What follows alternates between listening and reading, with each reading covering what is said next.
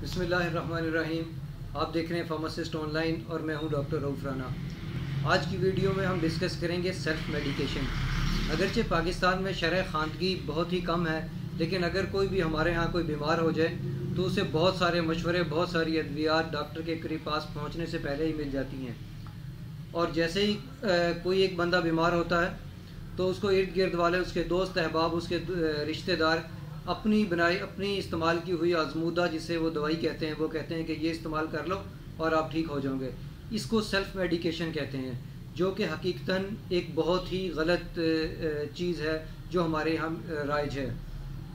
इसके बहुत सारे नुकसानात होते हैं। कोई भी दवाई जो आप डॉक्टर की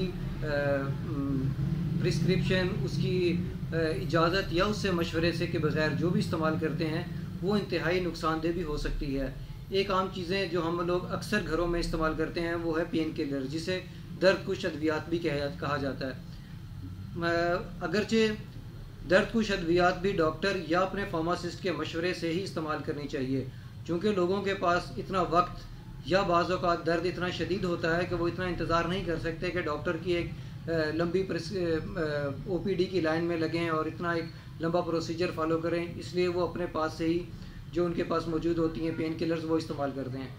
इसके लिए मैं आपको मशवरा देता हूं कि जो भी OTC मेडिसिन या दर्द कुश अद्वियात या बुखार वगैरह की जो अद्वियात अगर खुदा ना खास्ता आपको इतनी जल्दी या एमरजेंसी में इस्तेमाल करनी भी हों तो अपने डॉक्टर या अपने फार्मासिस्ट से लाजमी पूछ कर इस्तेमाल करें, उसके मशवरे से इस्तेमाल करें। जितनी वो दवा तजवीज़ करे, जिस mg की वो तजवीज़ करे वही इस्तेमाल करनी चाहिए, क्योंकि आप तो दवा इस्तेमाल करते हैं, बेशक आपको वक्ती तौर पे फ़ायदा भी हो जाता है, लेकिन वो दवा अंदर जाके क्या करती है, वो आपके जिगर के ऊपर क्या असरअंदाज होती है, इस बारे में आप लाइल्म होते हैं।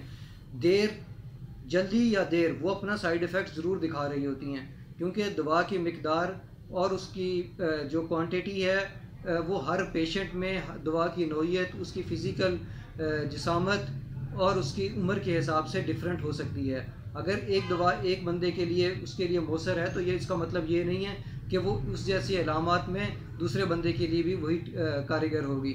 हो सकता है कि वो अलामत जो आपको एक लग रही हैं वो एक ना हो, क्योंकि बाज़ औक़ात सिम्टम्स के अंदर बहुत ही नैरो डिफरेंस होता है। इसी नैरो डिफरेंस से वो मर्ज़ एक से दूसरा भी हो सकता है और उसकी दवा एक अलग भी हो सकती है। इसलिए जब भी दवा लें अपने डॉक्टर या अपने फार्मासिस्ट से मशवरा करके लें।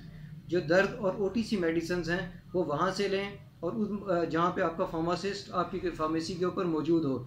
अक्सर देखा गया है कि हमारे, चूँकि ये गवर्नमेंट की भी एक नाअहली है कि हमारी तमाम ज़्यादातर फार्मेसीज़ के ऊपर फार्मासिस्ट मौजूद नहीं होते, और हम लोग जाके, वो लोग जो मेडिकल स्टोर का काम कर रहे होते हैं या फार्मेसी पे सेल्समैन खड़े होते हैं, हम जाके उनसे मशवरा करते हैं। देखें, एक कॉमन एक सोचने की बात है कि अगर हम गाड़ी भी रखते हैं तो हम उसको 10 दफ़ा चेक करते हैं कि भाई इस बंदे के पास लाइसेंस भी है, ये चला भी लेता है, मैं 15, 18, 20 लाख की गाड़ी लेता हूँ, कहीं ये उसको ठोक तो नहीं देगा।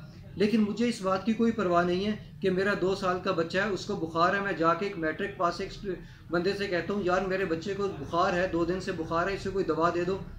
मुझे इस बात से कोई फ़र्क नहीं है कि वो जाके मेरे बच्चे के जिगर, उसके मैदे पे क्या असर अंदाज करेगा। नहीं, मुझे तो सिर्फ इस बात की फ़िक्र है कि मैं एक मैट्रिक पास बंदे से एक जाके ये कहता हूँ यार मेरा 2 साल का बच्चा है, उसे 1-2 दिन से बुखार नहीं उतरा, उसे दवा दे दो।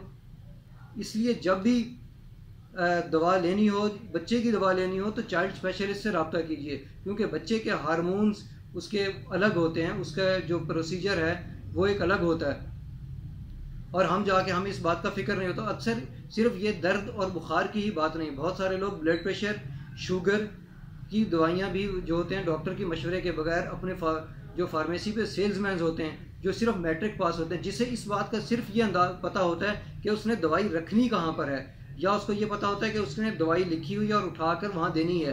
सेल्समैन या जो वो लोग जो प्रोफेशनली फार्मासिस्ट नहीं है और फार्मेसीज पे काम करते हैं, वो सिर्फ इतना ही काम जानते हैं कि ये दवाई उठानी है, ये दवा मैंने उठानी है और मरीज़ को दे देनी है और काट के दे देनी है और उसको कैलकुलेट करना और उससे इतने पैसे ले लेने हैं। उसको सिर्फ इस बात का पता है कि वो रखनी कहाँ पर है, वो दवा के इस्तेमाल, उसके साइड इफ़ेक्ट, उसके बेनिफिट, उसके यूजेज और उसके लॉन्ग टर्म जो होते हैं side effects, drug interaction, drug food interaction के बारे में कुछ नहीं जान रहा होता। वो सिर्फ अपनी वो चीज़ बेचने के लिए, अगर आप कहते हैं मुझे दर्द है, तो सिर्फ आपको बेचने के लिए सिर्फ एक अपना जो पेन किलर है वो उठा के दे देगा। उसे इस बात से वो खुद भी नहीं जानता कि वो अंदर जाके दवा क्या करती है, उसको सिर्फ एक बेचने से मकसद होता है, क्योंकि he is not a professional pharmacist, he is just a sales man.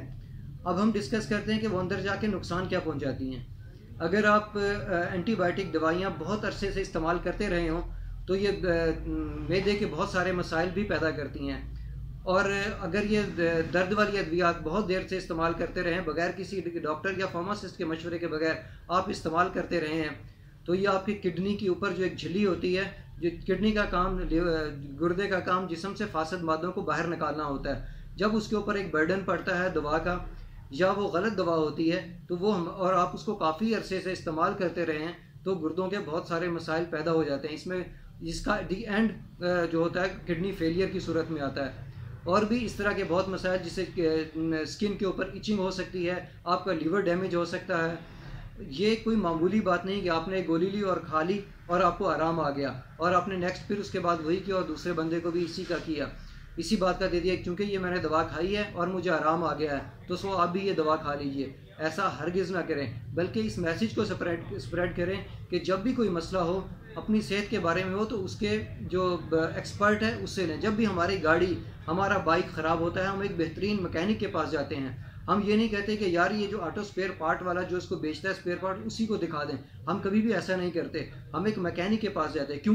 क्योंकि वो प्रोफेशनली उस बात का इल्म रखता है कि इसको कैसे ठीक करना है। इसी तरह इंसानी जिस्म खुदा ने बहुत ही नाजुक पैदा किया है और इसके एक्सपर्ट्स जो होते हैं इसी से मशवरा लेना चाहिए। वो जानते हैं कि अगर ये दवा हम इस्तेमाल करते हैं, खाते हैं, तो ये कहाँ पर कैसे असरअंदाज होती है, कितने दिन खानी है, इसकी कितनी मिकदार खानी है और इसको किस दवा के साथ नहीं खाना या इसको किस खुराक के साथ नहीं खाना, ये खाने से पहले खानी है या खाने से बाद खानी है, ये सब चीज़ें एक एक्सपर्ट ही जान सकता है। इसलिए जब भी दवा लें डॉक्टर के मशवरे से लें, अपने फार्मासिस्ट से पूछ कर लें और हमेशा उस जगह से दवा ख़रीदें जहाँ पर फार्मासिस्ट मौजूद होता है, क्योंकि वो जानता है कि इस दवा को किस एनवायरनमेंट में और कैसे रखना है, इसको सेव कैसे रखना है, इसको सेव करने के प्रिकॉशंस क्या हैं। सिर्फ दवा को ख़रीद के खा लेना ही मकसद नहीं है, उसका टेम्परेचर, उसका एनवायरनमेंट मेंटेन रखना भी एक बड़ी बात होती है। अगर हम फार्मेसी के अंदर अपने दवा के टेम्परेचर, उसके एनवायरनमेंट को मेंटेन नहीं रखेंगे तो दवाई जो होती है अपना असर खो देती है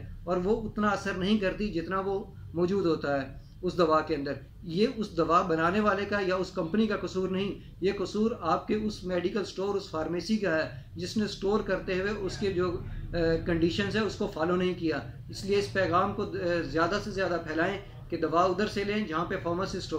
अगर OTC मेडिसिन लेनी है तो ख़ुद ना लीजिए, अपने फार्मासिस्ट से मशवरे के साथ लीजिए। और मैं हुकूमत से भी इल्तिजा करता हूँ कि इस पॉलिसीज़ को नाफज करें कि जहाँ पर भी फार्मेसी हो वहाँ पे फार्मासिस्ट हो, जहाँ मेडिसिन हो वहाँ पर फार्मासिस्ट हो। कोई फार्मेसी फार्मासिस्ट के बगैर नहीं होनी चाहिए। और मैं अपने फार्मासिस्ट भाइयों को भी ये कहता हूँ कि खुदारा अपनी कैटेगरीज रेंट पे देना छोड़ दीजिए। मैं तमाम सुनने वालों के खुदा से दुआ करता हूँ कि मेरे तमाम व्यूवर्स को अल्लाह लंबी और सेहत वाली और ईमान वाली ज़िंदगी अता करे। अल्लाह हाफिज़। खुदा आपका हामी और नासिर हो।